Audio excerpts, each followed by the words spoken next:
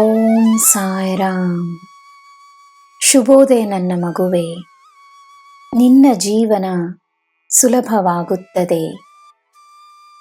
ಬೇರೆಯವರಿಗೆ ನಿನ್ನಿಂದ ಏನು ಸುಲಭವಾಗಬಹುದು ಎಂದು ಯೋಚಿಸು. ನೀನು ನೀಡುವುದಕ್ಕಿಂತ ಹೆಚ್ಚಾಗಿ ಪಡೆಯುವೆ. ನಿನ್ನ ಗುರು ನಿನ್ನ ಸಹಾಯಕ್ಕೆ ಬರುತ್ತಾರೆ. ನಿನಗೆ ಯಾವುದಕ್ಕೂ ಕೊರತೆ ಇರುವುದಿಲ್ಲ. ನಿನ್ನ ನಗುವಿನಲ್ಲಿ ಶಕ್ತಿ ಇದೆ. ಸಂತೋಷವಾಗಿರು, ಶಾಂತವಾಗಿರು.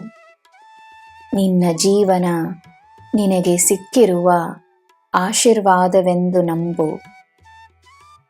ಹಣಕಾಸು ಸೇರುತ್ತದೆ. ನಿನ್ನ ದಿನ ಶುಭವಾಗಿರಲಿ.